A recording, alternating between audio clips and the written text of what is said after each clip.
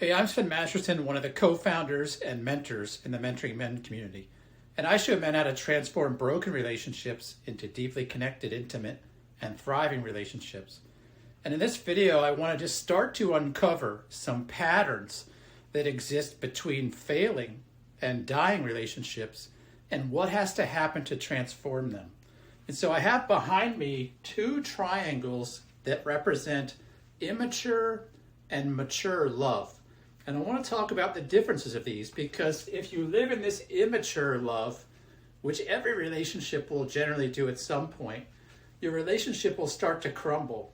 And in order to actually complete or follow through on the relationship, if that's your decision, you have to learn how to grow the maturity of your love from an immature state to a mature state. So here's how it works. An immature love is built on something I'm going to call eros. Now, I'm not suggesting that eroticism or romantic love is itself a bad thing, but one of the hallmarks of eros is that it's a giving to get.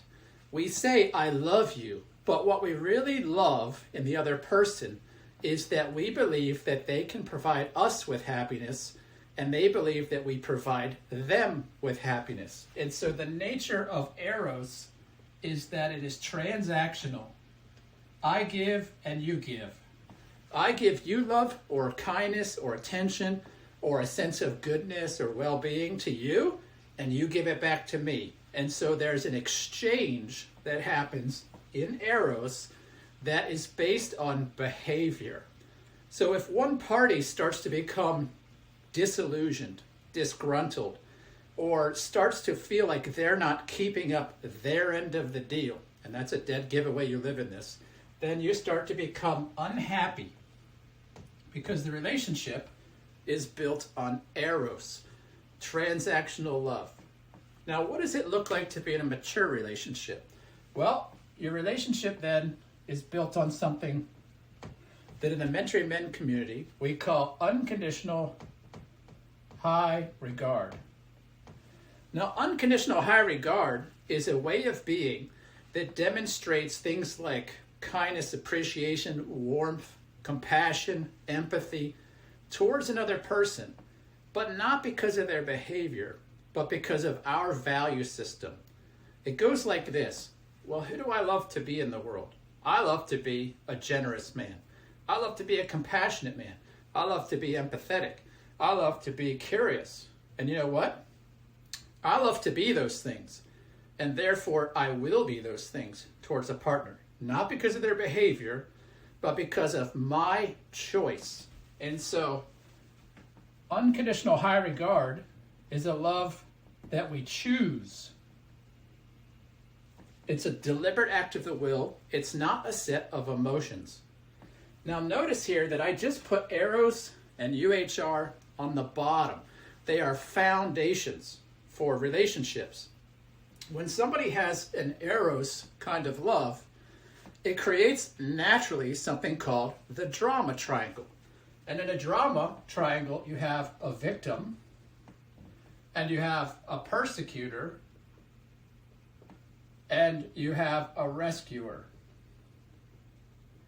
Now, when a relationship is built on transactionality and eros, anytime one person feels a sense of victimhood, which is the belief that they cannot have what they want without the participation of another person, transactional. And so a victim will start to see everybody in the relationship as either needing to rescue them, and if they won't, they become a persecutor. Now listen, this video is not intended to be a full-blown explanation of the drama triangle. There are loads of videos out there that explain this. What I want to show in this video is the relationship between the drama triangle to eros, immature, dependency-based love. You see, the problem the victim has is that they have this thing that they want.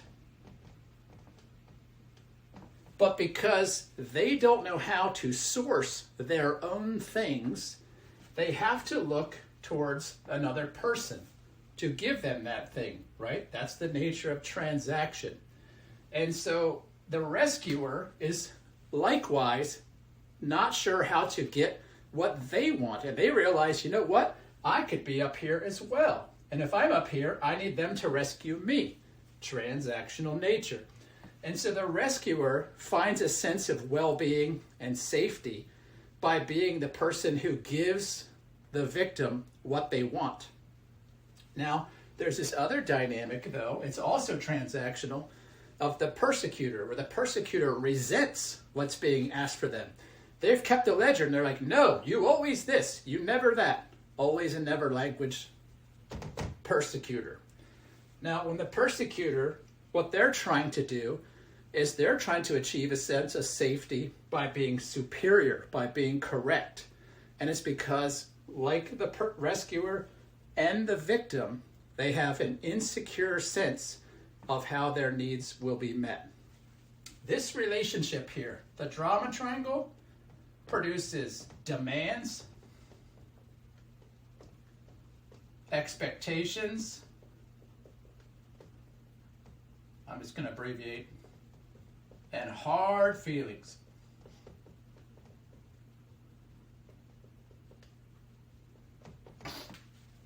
This is where most long-term relationships like marriage die. Because if you don't know how to get out of this and over here, you will fail. Your relationship will suffer. Somebody will feel like a victim, usually both people. Somebody will feel like someone else should be a rescuer, and they're not, usually their spouse. And because they're unwilling to be a rescuer of my needs, they're a persecutor. This dynamic exists in really every failed relationship on some level. All right, so how do we get out of this? We have to have a transition. We have to have a change from this to this. Now, over here you have the dreaded drama triangle, and over here you have something called the empowerment dynamic, or 10. I'm not going to expound on that just yet, but one thing I think is oftentimes left out of these conversations is why you got in the drama triangle to begin with. And that's what I want to expose here. You got there because of this squirrely little bastard right there, eros, transactional regard and love for other people. This system right here is born out of each party ultimately not feeling a sense of unconditional love and acceptance. And so they enter into a series of getting and protecting behaviors. See? Transaction. That creates the drama triangle. And so if you want to get out of the drama triangle, you have to change the foundation that it's built on, which is dependency-based, enmeshed, eros love. And so you can't really find too much success just talking about an empowerment dynamic if you don't learn to change the foundation. And the foundation must change from eros to unconditional high regard. Now, when you have unconditional high regard, the victim morphs over to a creator. And the way they do that is by feeling secure in their unconditional acceptance, love, and regard. They realize that it's no one else's responsibility to meet their fundamental intangible needs, that the wants they have are theirs. And so the creator switches over their mindset from people are doing things to me, and they switch it to something must happen within me. And they start to take on ownership and agency and personal power, and they learn to be the source and securer of their own needs. This is a transition also, the reason we call it immature to mature, because this is how we think as children, and this is how we think as mature adults. Now, I don't have any critique here for this person. We all grow up this way. We learn that other people meet our needs. Other people are responsible. We come out of the womb this way. And so it's nothing to shame a person about here. It's just ineffective for getting us the life we want for the long term. Because we have to have the transition from immaturity to maturity. And to do that, we need a new foundation. And if you don't dispose of this foundation before you're not going to do it before marriage, most likely. But if you don't dispose of it before your marriage hits a crisis, or when your marriage hits a crisis, it'll run out of runway. You'll crash this airplane we call marriage, and you'll be stuck. And you're likely to spin up a new marriage with the exact same pattern. This is why statistically, by the time you're in your third marriage, you have an 86% chance of divorce again. Because if we don't learn the lessons here, which is to mature and become a creator, we keep repeating this story. Okay, so the victim must transition to being a creator. Now, a creator does not have this mindset where other people are responsible for their problems or their needs or their wants, because they're a creator. And so what a creator has, instead of a rescuer, is a coach. That is a person that reminds the creator that they have what it takes, that they have the best available to them, that they have the power, they have the will, they have the capacity and capability. And in a mature relationship built on unconditional high regard, your partner recognizes the best qualities about you, and you recognize the best qualities about yourself. And so when people come to you saying, hey, I need you to meet my needs, you're able to say, hey, you have what it takes. You don't need me to meet my needs. That would be disempowering. That would be to be your rescuer. And if I'm your rescuer, you're a victim. I don't want to do that. And so a creator has the capacity to experience a partner or a person in a relationship. This can be a coworker relationship, siblings, parents, as a coach. Now, the creator also has, instead of a persecutor, somebody called the challenger. And that could also be circumstances, by the way. Circumstances can show up in a way that makes us feel persecuted, and circumstances can show up that we start seeing ourselves as challengers. And what a challenger does, similar to the coach, is it puts the responsibility back on the creator to be better at creating, to do more. Now, I'm not talking about gaslighting here. I'm talking about helping a person recognize that they're not a victim and that they can create the life that they want. That is to hand their power back to them. How do you hand power back to somebody? Well, you hand them something else, a decision, choice. You see, we feel like victims when we feel like we have no choice, specifically over what we want. And a creator, in the exact set of circumstances, how they achieve victory is by injecting choice. You might say, Sven, it's impossible to inject choice. I have no capacity. I have to. If you're using have to language, you're living in victim.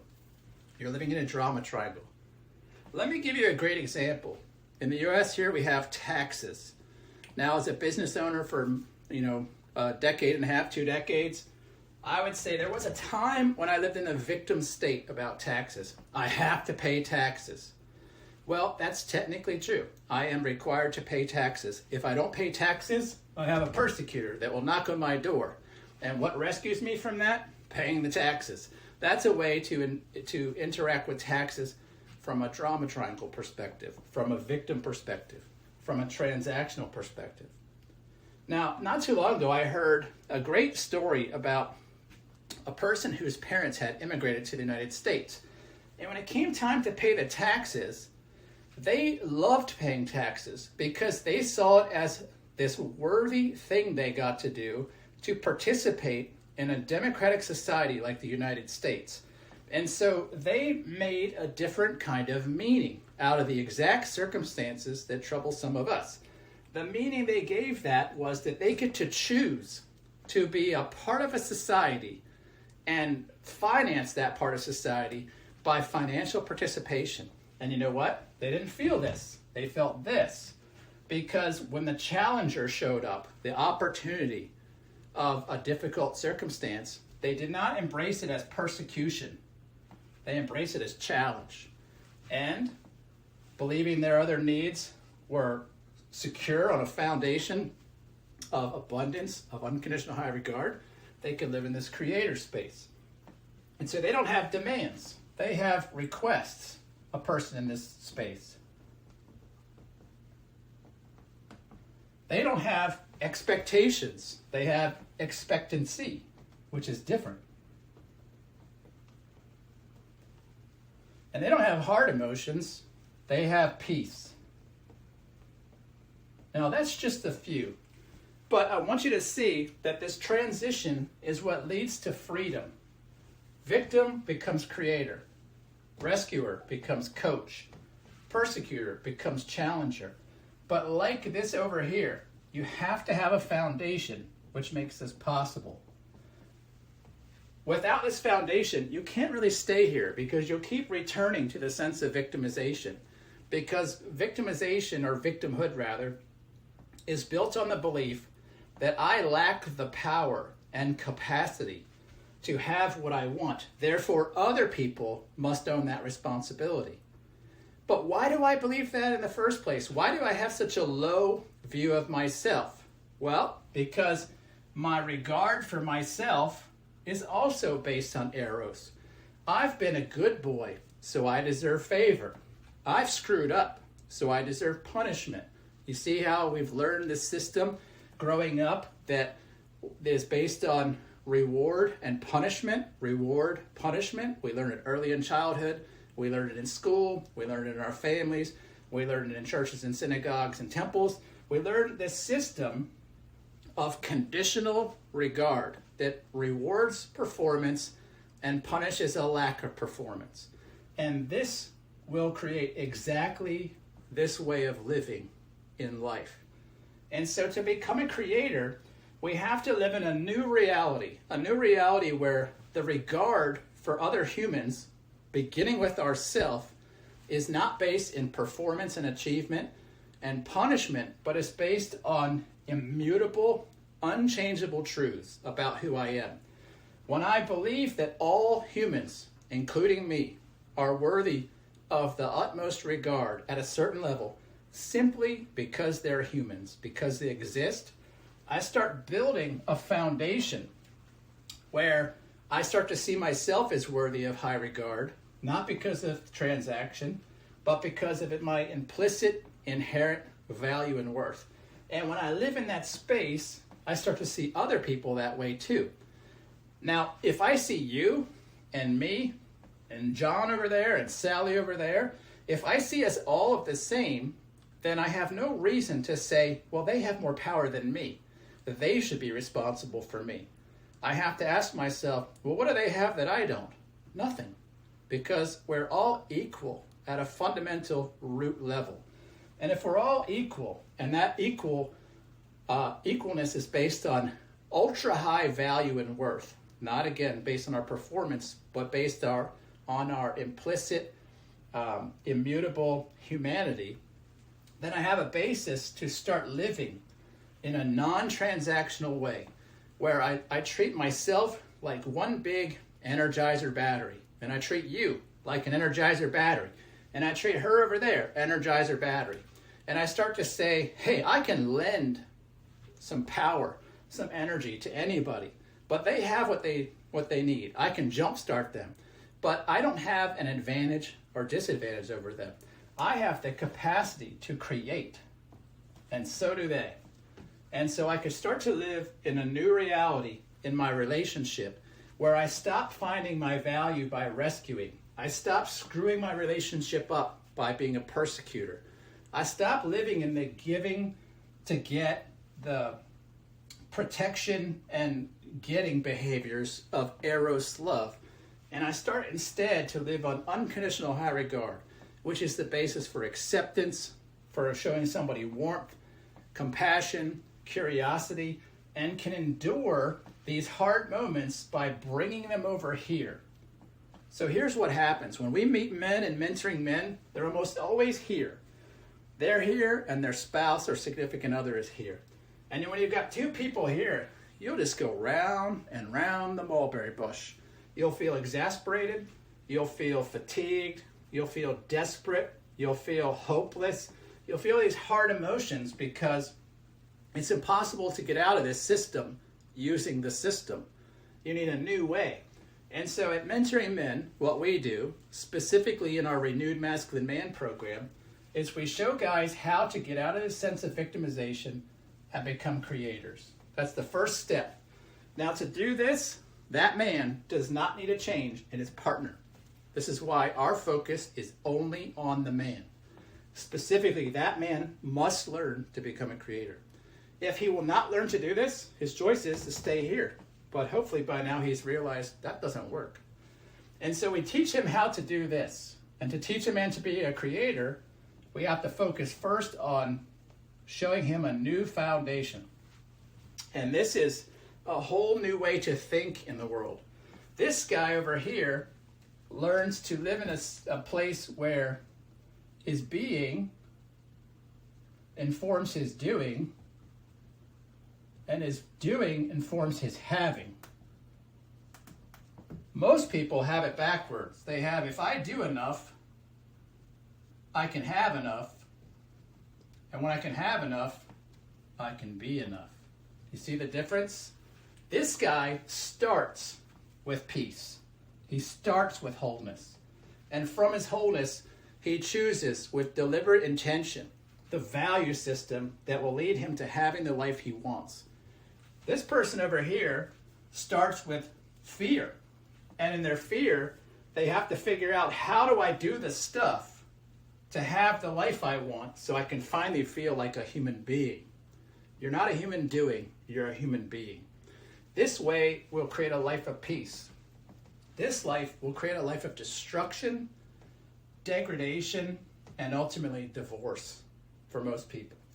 And so in our program, we show guys this. We show them how to supplant this eros foundation with unconditional high regard. It's simple, but it's not easy.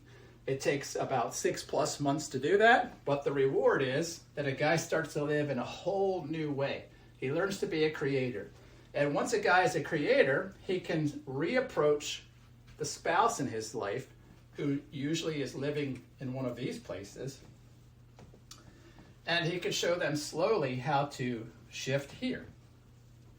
The way he does that is first by leaving the victimhood role himself. When a man leaves the victim state to the creator state, he annihilates in his own psyche somebody from persecuting and somebody from rescuing. He no longer needs a rescuer, and he no longer has a persecutor. So if I've lived 20 years of persecuting you as the source of all my pain, and I start letting that go, what do you imagine would happen? I don't have to imagine it, because I lived this way in my marriage for the first 20 years. And when I did this switch from victim to creator, I let my wife off the persecutor hook. And what she felt, and she would report, is that she felt accepted. She felt me release the expectation and demand that she change to make me happy. And instead she felt that she was free to be herself. When my wife felt free to be herself, in time, she moved here to here. And so now we've got two people in the relationship who understand their unique power and ability to have the life they want by their own creation.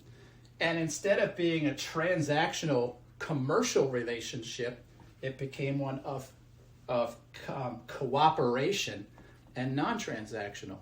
I don't need things from my wife, and she doesn't need things from me. Now, do we support each other? Absolutely. Better than we ever have. Do we love each other? Yes, absolutely. More deeply than we ever have. And this is why after 30 years of relationship, I love my wife 100 times more than the day we married, and she likewise, because we broke this system, which we first had to recognize as bankrupt to create the life we want. And we learned to embrace this system. We moved from eros to unconditional high regard. And I'm confident after working with hundreds of men that that's what will take your marriage to a whole new place. Now, I've just touched the tip of the iceberg today. What I want to invite you to do, if this is curious and new and interesting, and perhaps piques your curiosity a bit, I want to invite you to do one of two things. The first thing is you can go explore these topics a little further in several free courses we have on mentoring men. I'll put a link in the description for that. Follow that, sign up. You're not going to get spammed. You're not going to get pestered. We're not going to try to sell you anything. It's there. If you could use it, awesome. If you want to go deep right away, I would invite you to look down the description for another link, and you'll find a place where you can set up a complimentary session with me. You can request one. We'll sit down for an hour, 90 minutes, no sales pitch, no BS, just me listening to you or one of my apprentices, and we'll hear about your situation and offer you perspectives, suggestions, mirroring to help you see what's blocking your way from being this. Both of those, I promise you, have the capacity to be life-changing, and both of them are entirely free to get started. If this video has helped you, I would love it if you would hit the thumbs up, if you'd like, subscribe, all that business. And most of all, I'd love it if you left a comment to let us know one of two things. Perhaps a positive impact that you had from this, or you know what, if you think we're totally nuts and you want to say that too, go ahead. If you have a question, ask it in the comments. We love to reply to our commenters.